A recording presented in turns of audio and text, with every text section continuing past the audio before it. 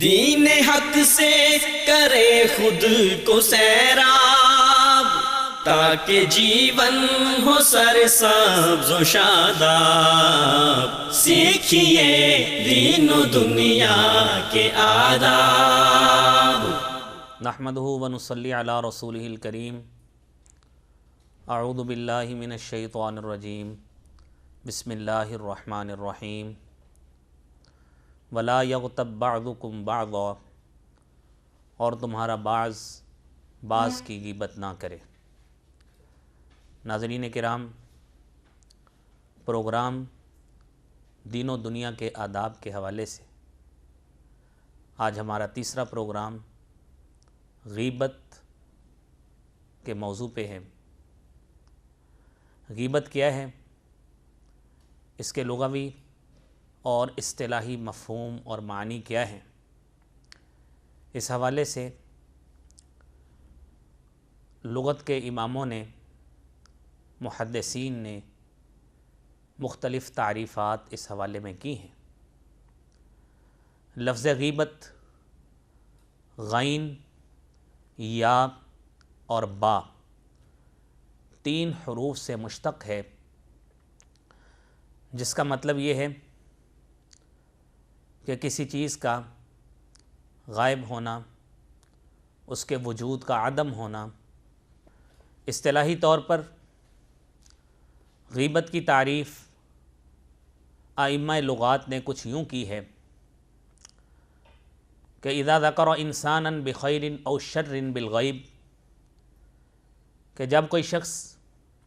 اپنے کسی دوسرے انسان بھائی کی کوئی بھلائی، کوئی برائی اس کی عدم موجودگی میں کرتا ہے، خواہ اس میں پائی جائے یا اس میں نہ پائی جائے، تو وہ اس زمرے میں شمار ہوتی ہے۔ یہ علیحدہ بات ہے کہ اگر وہ برائی اس میں پائی جائے تو اسے غیبت کہا جاتا ہے، اور اگر اس میں نہ پائی جائے تو اسے شریعت اسلامیہ بہتان کہتی ہے۔ اس کے باوجود معاشرے میں رہتے ہوئے پبلک ریلیشنز کے تحت ایک دوسرے کے ساتھ ملتے ہوئے، سوشل کو ریلیشن کے تحت ہمارے ایک دوسرے سے تعلقات ہیں، میل جول ہے، ایک دوسرے کے ساتھ اٹھنا بیٹھنا ہے، public affairs, social affairs deal کرنا ہوتے ہیں۔ یہ تمام کام کرتے کرتے ایک انسان سے، ایک مومن سے، اس کے باوجود ایسی غلطیاں اور کوتاہیاں ہوتی ہیں جہاں پہ وہ اپنے بھائی کا کردار، اپنے بھائی کی عزت، اس کی عدم موجودگی میں اس کا دھیان نہیں رکھتا، بلکہ اس کی عزت پہ حملہ کرتا ہے، اس کی کردار کشی کرتا ہے، اس کو حتیٰ کہ گالیاں بھی دیتا ہے،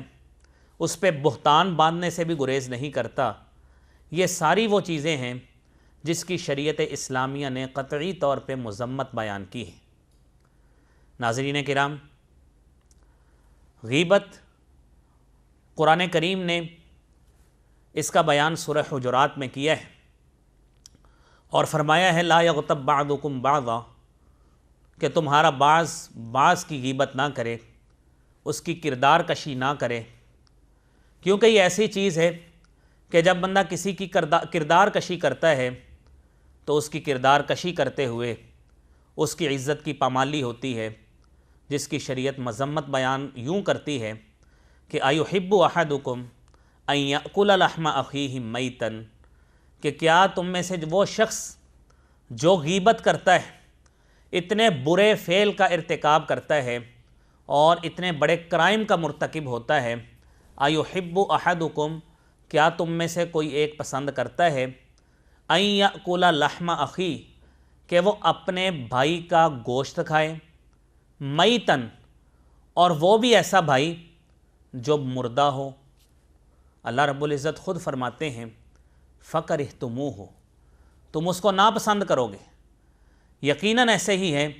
کہ جب ہم میں سے ایک شخص اپنے مردہ بھائی کا گوشت کھانا ناپسند کرتا ہے تو اللہ رب العزت اس برے فعل سے نفرت اسی انداز میں دلاتے ہیں کہ تم پھر غیبت کیوں کر کے کرتے ہو جب تم اس کام کو کرنے میں تم ہچکچاہٹ کیا بلکہ حرام سمجھتے ہو، تو پھر غیبت کو تم حرام کیوں نہیں سمجھتے؟ غیبت کو اپنے مردہ بھائی کے گوشت کھانے سے تشبیہ اور ریزیمبل کرنے کی وجہ ہی یہی ہے کیونکہ گوشت کھایا جاتا ہے، اس کے جسم سے اترے گا، جو سمبولک کیفیت ہے ایک بعینی ہی۔ اسی طرح جب بندہ اپنے بھائی کی کردار کشی کرتا ہے تو وہ اپنے بھائی کے عادات، اس کے طور اتوار، وہ اس کے کردار سے اتار کر اس کی کردار کشی کر رہا ہوتا ہے، جس کی شریعت مذمت بیان کرتی ہے۔ علامہ مناوی نے غیبت کی تعریف یوں کی ہے، ان تذکر اخاک بما یکرہ، کہ آپ اپنے بھائی کا ایسے انداز میں تذکرہ کریں بما یکرہ، جو وہ ناپسند کرتا ہے، فَإِن كَانَ فِيهِ فَقَدْ اغْتَبْتَهُ۔ علامہ مناوی فرماتے ہیں کہ اگر تو وہ بات اور بری خصلت اور عادت اس میں پائی گئی،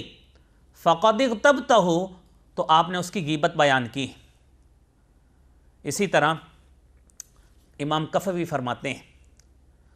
أَن يُتَكَلَّمَ خَلْفَ إِنسَانٍ مَسْتُورٍ بِكَلَامٍ هُوَ فِيهِ، کہ کوئی بندہ کسی انسان کے پیچھے، اس کی پیٹھ پیچھے، اس کی عدم موجودگی میں ایسی خفیہ باتیں جو اس کے سامنے وہ نہیں کرتا، اس کی عدم موجودگی میں جب یہ باتیں کرے گا تو یہ چیز غیبت میں شمار ہوگی، یہ اس کی اچھی تعریف میں شمار نہیں ہوگی۔ اب یہ بات ناظرین کرام یہ بھی ہمیں سمجھنی چاہیے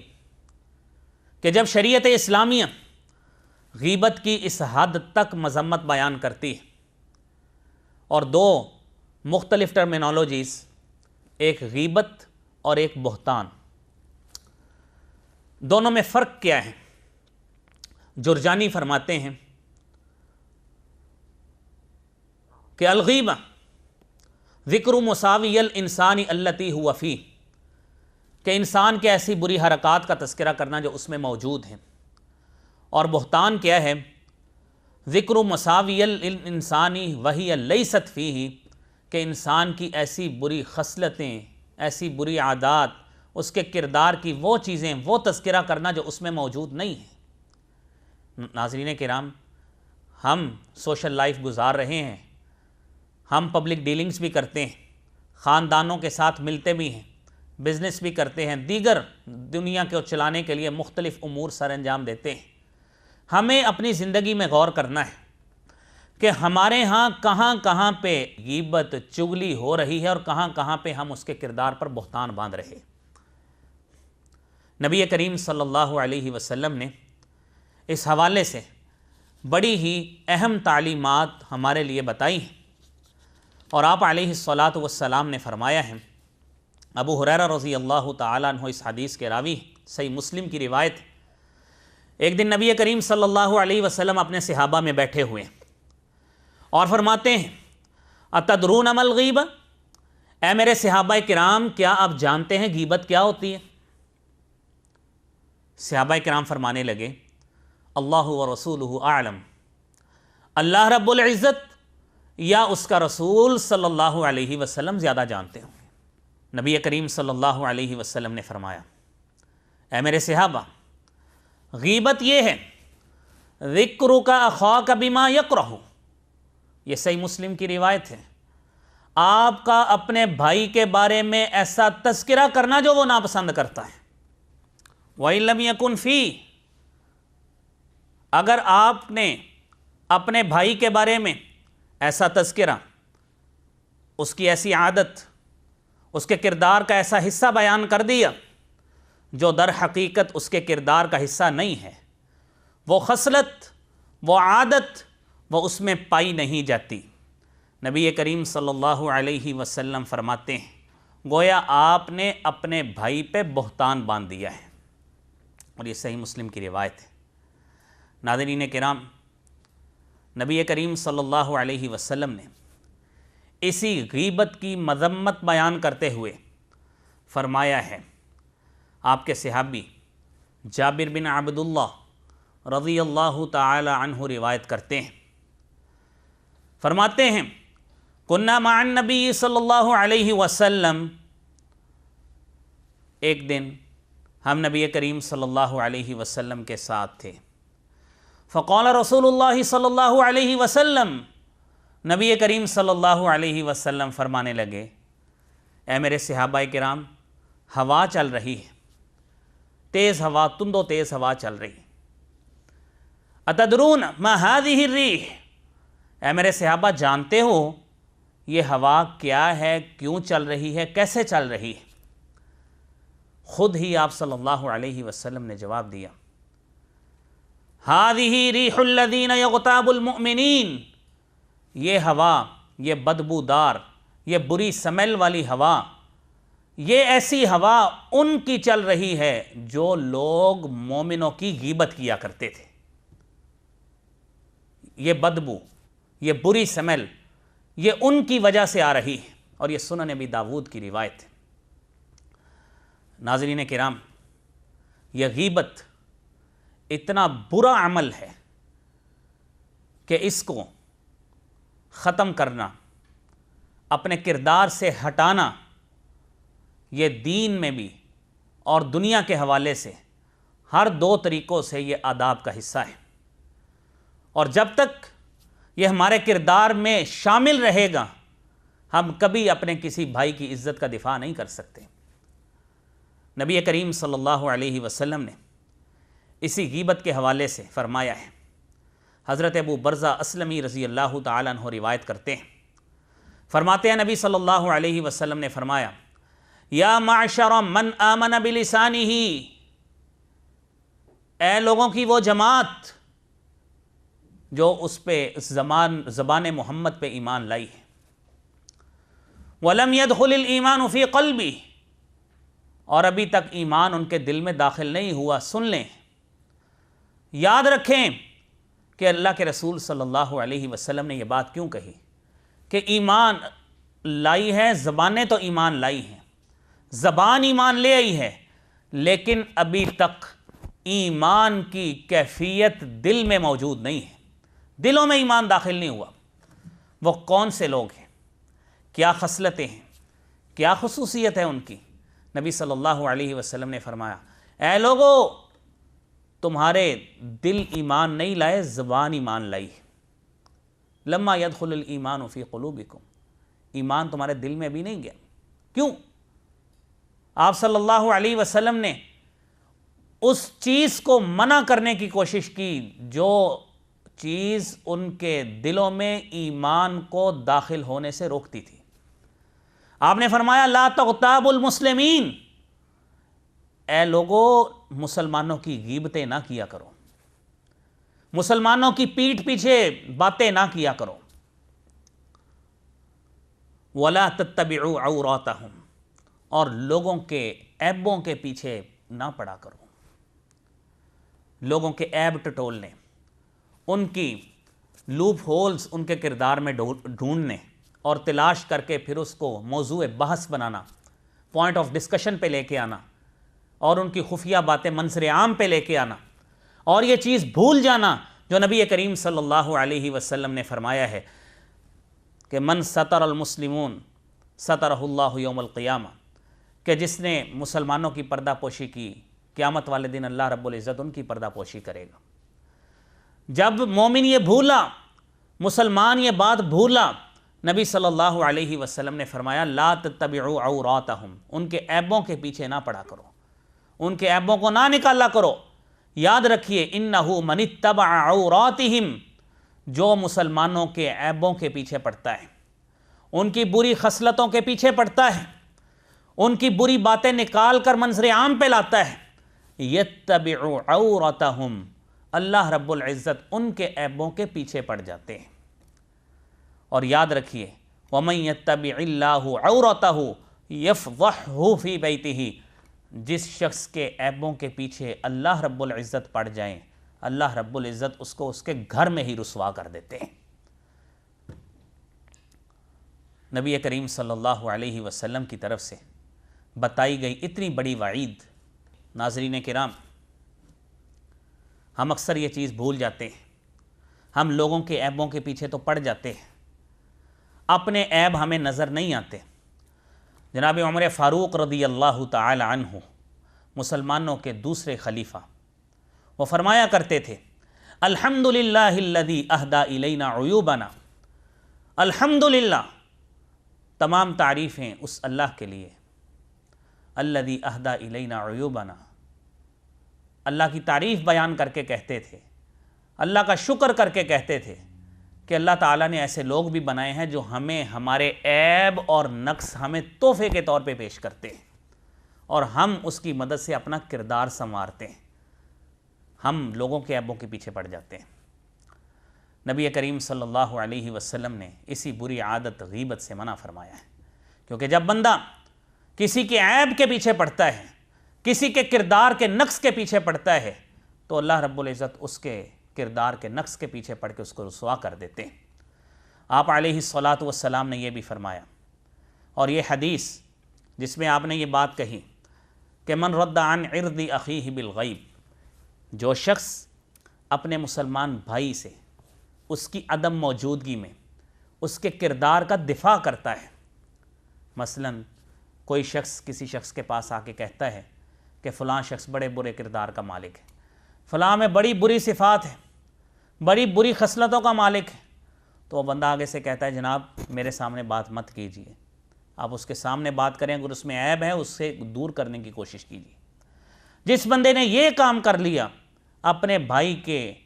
کردار پہ حملہ ہونے سے اس کو محفوظ رکھا،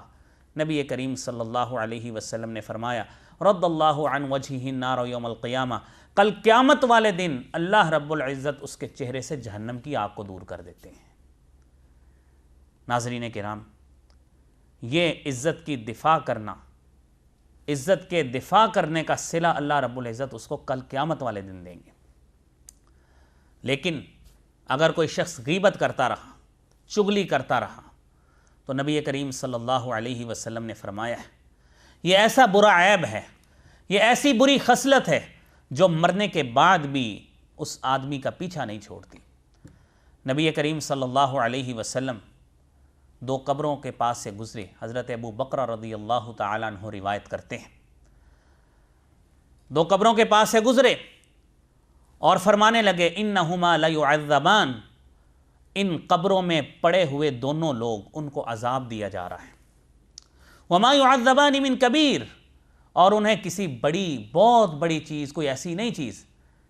کہ جس سے بچانا جا سکتا ہو، جس سے بچنا ناگزیر ہو، مشکل، بہت مشکل ہو کہ بچانا جا سکتا ہو، ایسی کوئی چیز نہیں تھی، بچ سکتے تھے، غفلت کے مرتکب ہوئے۔ ما يعذبان من کبیر، کسی بڑی چیز کا انہیں عذاب نہیں ہو رہا۔ اما احدہما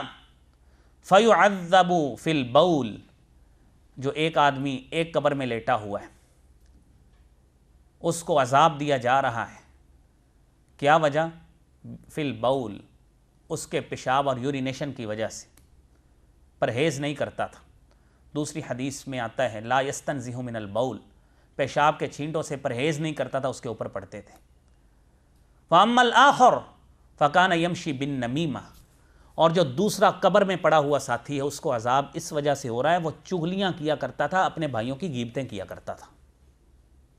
تو اس بری عادت نے قبر میں بھی اس کا پیچھا نہیں چھوڑا۔ اللہ رب العزت نے حضور نبی کریم صلی اللہ علیہ وسلم کو یہ نبوت کی وجہ سے ان کو یہ بات سمجھا دی، ان کو مشاہدہ کروا دیا کہ عذاب اس طرح ہوتا ہے۔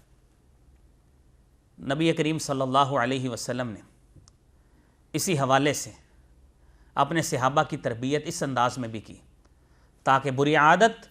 یہ غیبت کرنا، یہ چغلی کرنا، یہ بری حرکت کا دل میں آنا،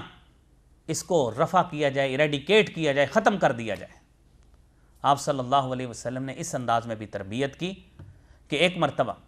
آپ صلی اللہ علیہ وسلم کے صحابہ کرام اپنے کسی بھائی کے بارے میں تذکرہ کر رہے تھے، بھائی کے بارے میں تذکرہ کرتے کرتے کہہ رہے کہ لا یأکل حتی یطعم، یہ جو ہمارا ساتھی بھائی ہے یہ اس وقت تک کھاتا نہیں ہے جب تک اس کو کھلایا نہیں جاتا۔ لا یرتحل حتی یرتحل، یہ اس وقت تک سفر نہیں کرتا جب تک اس کی طرف سفر نہ کر کے جایا جائے۔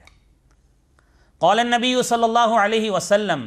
اغتبتموہ، نبی صلی اللہ علیہ وسلم نے اپنے صحابہ سے یہ بات سنی اور کہا تم نے اپنے اس بھائی کی غیبت کی ہے جو اس کی عدم موجودگی میں بات کی ہے۔ نبی کریم صلی اللہ علیہ وسلم نے یہ بات فرمائی کہ حسبک اذا ذکرت اخاک بما فیہ، غیبت کے زمرے میں یہی بات کافی تھی کہ آپ نے اس کا یہ تذکرہ کر دیا جو اس کے اندر موجود تھا۔ ناظرین کرام، اس حوالے سے روزمرہ زندگی کے حوالے سے بھی کچھ ایسی باتیں ہیں جنہیں سمجھنا ضروری ہے، اور وہ باتیں بھی غیبت کے زمرے میں آتی ہیں۔ اس کی سواری میں اگر کسی بھی طرح کا کوئی نقص نکالا، یہ اتنا حساس اور سینسٹیو بات ہے، آپ صلی اللہ علیہ وسلم کی بتائی ہوئی شریعت کے مطابق یہ بھی غیبت میں شمار ہوتی ہے۔ لیکن دو تین باتیں کچھ ایسی ہیں کہ معاشرے میں رہتے ہوئے ایسی باتیں بھی آتی ہیں، ایسے معاملات بھی آتے ہیں جہاں پہ آپ کو ادارہ چلا رہے ہیں، آپ ایڈمنسٹریٹر ہیں، آپ کو وہاں کا نظام چلانا ہے، آپ اپنے جو سب آرڈینیٹس ہیں، جو آپ کے ماتحت عملہ ہے،